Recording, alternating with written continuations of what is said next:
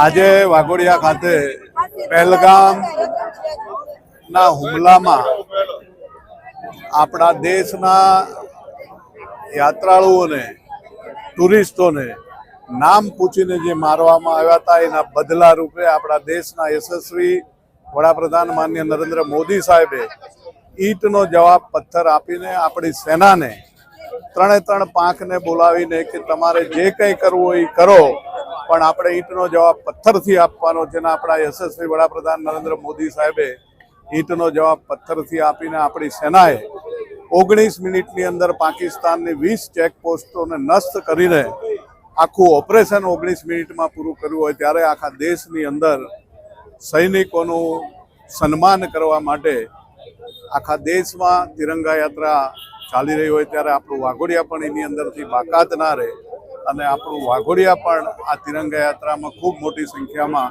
અમારા ભારતીય જનતા પાર્ટીના જિલ્લા પ્રમુખ, જિલ્લા પંચાયત સદસ્ય ભાઈ શ્રી નિલેશભાઈ, તાલુકા પ્રમુખ જયભાઈ, બક્ષીપંચ પૂરતાના રોહિતભાઈ, ખૂબ મોટી સંખ્યામાં તાલુકા પંચાયત, જિલ્લા પંચાયતના સભ્યશ્રીઓ, સંગઠનના લોકો વાઘોડિયા ખાતે આજે તિરંગા યાત્રામાં જોડાણા અને ખૂબ મોટી સંખ્યામાં તિરંગા યાત્રાનું ભારતીય જનતા પાર્ટીના પ્રમુખશ્રીએ આયોજન કર્યું. એની અંદર ધારાસભ્યશ્રી પણ સાથે રહીને સરસ મજાનું આયોજન આપ જોઈ રહ્યા છો અને ખાસ તો દેશના દરેક નાગરિકને દિલની અંદર આનંદ છે કે આપણા યશસ્વી વડાપ્રધાન નરેન્દ્ર મોદી સાહેબે ઈંટનો જવાબ પથ્થર આપીને આપણા 23 જણાની સામે એ લોકોના 600 લોકોને મારીને બદલો લીધો છે. એ બદલ મોદી સાહેબને પણ સેલ્યુટ કરું છું અને તમામ જનતા એમનો હૃદયથી આભાર માને છે.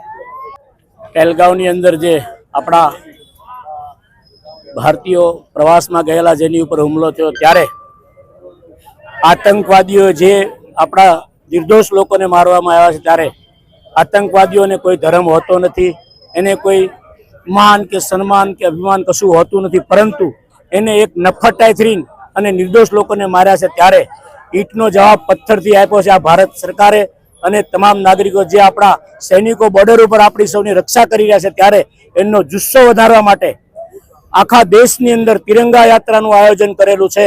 અને આ કોઈ એક ધર્મની યાત્રા નથી, આ સમગ્ર ધર્મ સાથે જોડાયેલું છે. સાધુ હોય, સંતો હોય, જિલ્લાના પ્રમુખો હોય, કારોબારી ચેરમેન હોય, એક તિરંગા યાત્રા કે ભારતના વડાપ્રધાનનું મનોબળ વધારવા માટે અને સૈનિકોનું મનોબળ વધારવા માટે ઈંટનો જવાબ આપણા વડાપ્રધાન પથ્થરથી આપી રહ્યા છે. ત્યારે સૌનો સહિયારો સાથ મળી આ વાઘોડિયા વિધાનસભાની અંદર તિરંગા યાત્રાનું આયોજન કર્યું છે. ત્યારે અમારા લોકપ્રિય ધારાસભ્ય, અહીંના કારોબારી ચેરમેન નિલેશભાઈ પુરાણી, મંડળના પ્રમુખો અને સૌ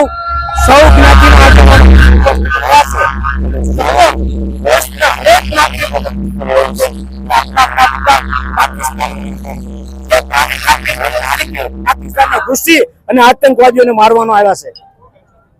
धर्म पूछ के मारा था, धर्म बताकर मारेंगे. ऑपरेशन सिंदूરની સફળતા ને વધાવીને સેનાનો જુસ્સો વધારવા માટે સમગ્ર દેશમાં જ્યારે તિરંગા યાત્રા નીકળી રહી છે ત્યારે અમારું વાઘોડિયા માનનીય અમારા જિલ્લા પ્રમુખ, તાલુકા પ્રમુખ, ધારાસભ્યશ્રીની આગેવાનીમાં વિશાળ સંખ્યામાં મારા નગરના તાલુકાના ગ્રામજનોની ઉપસ્થિતિમાં સેનાનો જુસ્સો બુલંદ કરવા માટે આજરોજ વિશાળ સંખ્યામાં અમે તિરંગા યાત્રા કાઢી અને દેશ અને સેના પ્રત્યેની અપ્રિતમ ભાવનાને વ્યક્ત કરી રહ્યા છે. આપના માધ્યમથી અમે અનુરોધ કરીએ છીએ કે હવે ધર્મ પૂછીને, ધર્મ બતાવીને મારીશું, ઘરમાં ઘૂસીને મારીશું. અને એવું યાદ રાખો કે આ નવું ભારત છે, વિકસિત ભારત છે, દુનિયાના રાચિંદાનું ભારત છે, વિશ્વ નેતા મોદીની આગેવાનીનું ભારત છે.